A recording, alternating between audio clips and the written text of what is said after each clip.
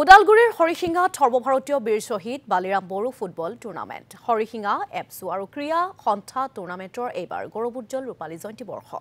আনুষ্ঠানিকভাৱে Harisinga Ravi Kachari mini stadium উদ্বোধন কৰে প্ৰাক্তন বিটিচি প্ৰধান প্ৰমোদ বড়োৱে নৱেম্বৰৰ 17 তাৰিখে অনুষ্ঠিত হ'ব চূড়ান্ত ফুটবল প্ৰতিযোগিতাখন দেশৰ ভিন্ন প্ৰান্তৰ আগশাৰীৰ 6টা দলে অংশগ্ৰহণ কৰিছে এই টুৰ্ণামেণ্টত ফুটবল গোল্ড কাপ চেম্পিয়নশ্বিপ তথা আমাৰ যি হলো বালিৰাম বড়োৰ যিখিনি আমাৰ আগৰ পৰা চলি আহিছে সেইটো আমাৰ এই বছৰত সুন্দৰকৈ আমি পাতিছোঁ সকলোৱে আমাৰ ৰাইজবিলাকে সহায় কৰিছে টুৰ্ণামেণ্ট কমিটিৰ যিবিলাক আমাৰ কৰ্মকৰ্তাসকল আছে বা আমাৰ উদ্যোক্তাসকলে এপছু আৰু হৰিশিঙা স্পৰ্টছ ষ্টেচনে আছে সেইকাৰণে আমি ভালকৈ আজিৰ পৰা ষ্টাৰ্ট কৰি ফালে 17 তাৰিখলৈকে আমাৰ হ'ব 17 তাৰিখত ফাইনেল হ'ব আজি আমাৰ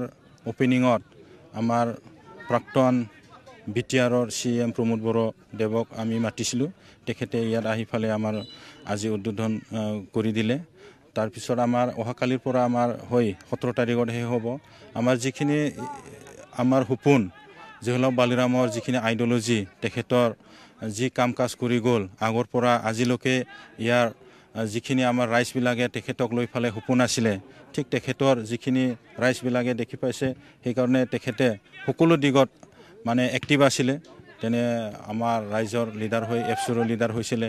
ৰাজনীতিকতো অলপ সময় তেখেতে সময় দিছিল তাৰপিছত আমাৰ স্পৰ্টছ যিবিলাক ৰাইজৰ অভাৱ অভিযোগ আছে সেইবিলাকক তেখেতে চাই গৈছিলে সেইকাৰণে আমাৰ তেখেতৰ আইডিঅলজি সেইটো আমি লৈ ফালে আমি চলি যাম বুলি ভাবি ফালে আমাৰ আহি থকা নৱপ্ৰজন্মবিলাকে যাতে